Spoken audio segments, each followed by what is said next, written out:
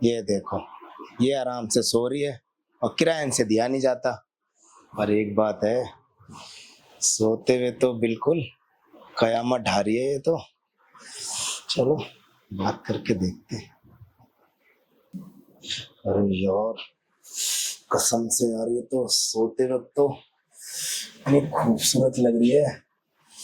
और क्या मैं भी कितने अच्छे मौके पे आया हूँ। आज तो किराया वसूल करने आया था, आज तो कुछ और ही बस। अरे, आप कब आए खान साहब? बस अभी अभी आया हूँ मैं। बैठिए। आप कुछ लेंगे, चाय कॉफी समथिंग? नहीं नहीं, कुछ भी नहीं लेना। वो दरवाजा खुला था और मैंने देखा कि आप है ना सो रही थी, मैंने तो आवाज भी लगाई। मुझे लग रहा है काफी आप थक के सो गई हैं। हाँ, दिन भर घर का काम करते करते थक गई थी, फिर बिस्तर पे लेटी ऐसी मेरी आंख लग गई। वो तो मैं देख ही रहा हूँ, काफी मेहनत, घर का सारा काम है ना। अभी वैसे आपके आपके जिम्मे भी सारी जिम्मेदारी घर की, बहुत काम करते हो आप। चलो खैर छोड़ो। मैं ही कह रहा था कि वो किराया दे देते तो मैं चला जाता।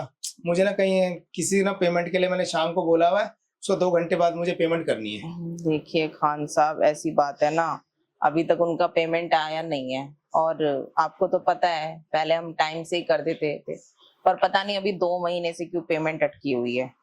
मेरे को सारा पता है। देखो आपको ना रहते हुए 2 साल हो गए हैं, और मैं तो कह रहा हूँ कि 2 साल क्या, आप 5 साल और रहो। क्योंकि देखो आपसे तो इतने अच्छे रिलेशन है। पीछे तो आपने तो किराया बिल्कुल टाइम से दिया है, मैं सारी बात आपकी मानता हूँ। पर अभी क्या है ना कि जैसे बिल्कुल किराया रोक लिया और फिर अचानक मेरे को भी मतलब पैसा आगे देना होता है, तो ये चीज है। आप अपने हस्बैंड को समझाओ, अगर काम नहीं लग रहा कहीं से उधार उठा लेंगे, तो छोटा मोटा लोन ले लेंगे। मुझे भी तो देखो पैसा आगे प्रॉपर्टी में लगाना होता है। मुझे भी तो और किराएदार ढूंढने हैं ना, कि मकान बनाने होते हैं, समझो आप।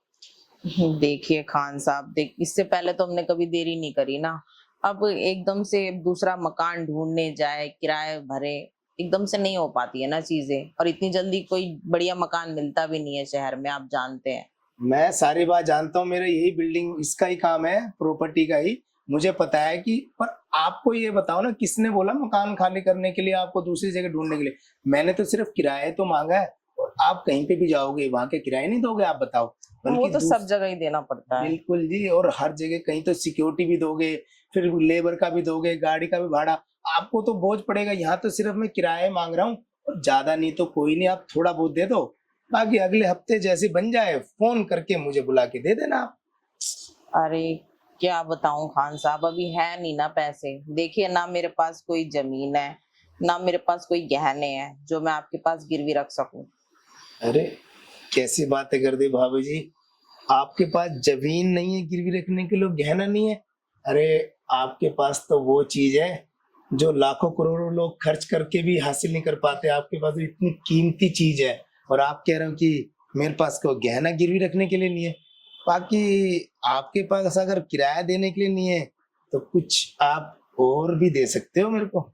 वैसे आप कहना क्या चाहते हैं खान साहब?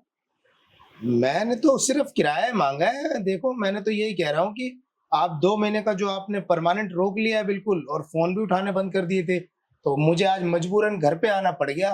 नहीं तो आप कई बार तो फोन पे ऑनलाइन भी डलवा देते थे। देखिए ऐसा है ना, मैं मजबूर जरूर हूँ, पर आप मेरी मजबूरी का ऐसे फायदा मत उठाइए। और हाँ, ये सब गलत है, मैं नहीं कर सकती ये सब। तो मैंने कहाँ कहाँ बोला कि आप गलत हो? आप अपनी जगह बिल्कुल ठीक हो। पर अब ये बताओ, कोई अगर ऐसे किराएदार रख के किराया नहीं लेगा, तो वो तो रोड पे आ जाएगा ना।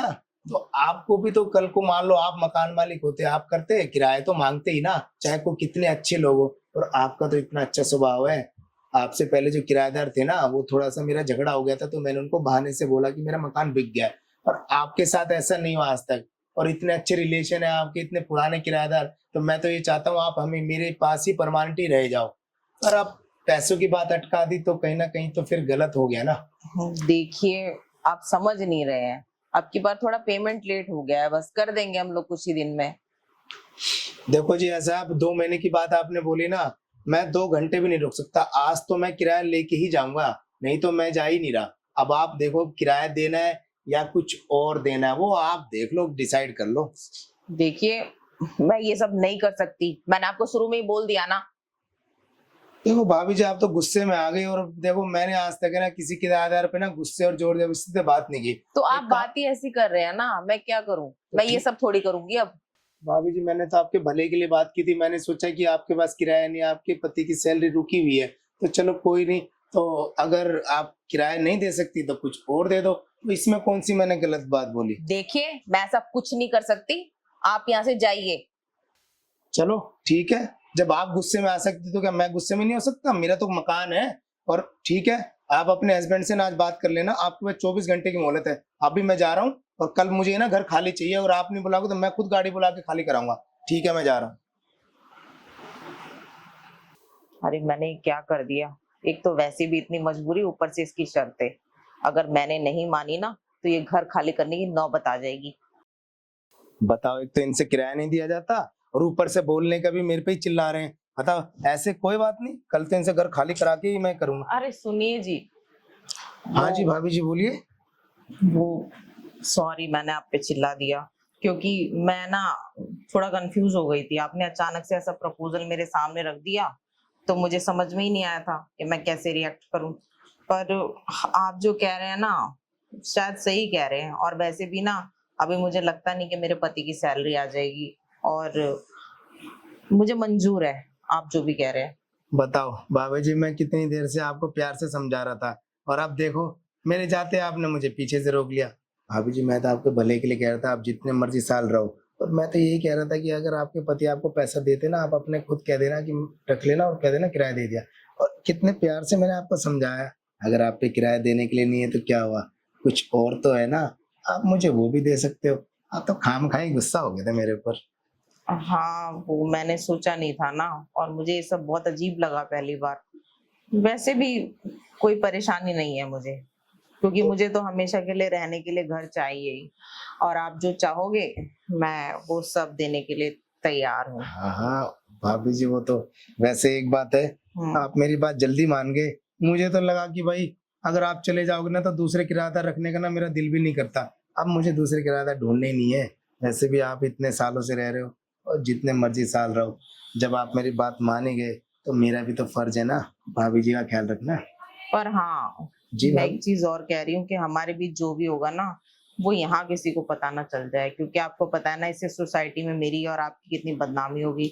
और ऊपर से मेरा पति थोड़ा सनकी पागल टाइप का है, अगर उसे पता चल गया ना, तो मेरे से झगड़ा अलग से करेगा, फिर मुझे मेरे मायके और भगा देगा। अरे भाभी जी, उसकी चिंता आप मत करो। मुझे पता है कि आदमी से ज्यादा औरत की बदनामी होती है। और अब किसी को पता चलेगा कि भाई ये ऐसी काम करती है, और मतलब मकान मालिक, तो आपके साथ साथ तो मैं भी तो बदनाम होऊंगा, और फिर मेरे तो किराए पे भी कोई भी रहने नहीं आएगा फिर। चलो, हाँ, और आपकी बीवी बच्चे अलग से परेशान होंगे। अरे बदनाम हो जाऊंगा तो फिर क्या, मेरे तो सब काम भी बर्बाद हो जाएगा। वैसे किसी को कुछ नहीं पता चलेगा, आपको और मेरे बीच बात रहेगी, उसकी टेंशन आप कुछ मत लो। और आप है ना, आपके हस्बैंड को भी नहीं पता चलेगी। बस आपके मेरे बीच बात रहेगी। बस आप मुझे ना, किराया नहीं है तो बस आप मुझे ये सब देते रहो, और ऐसे खुश करते रहो, बस। और मुझे फिर कुछ भी नहीं चाहिए आपसे। तो फिर ठीक है, तो चलते हैं। चलो भाभी जी, फिर रूम में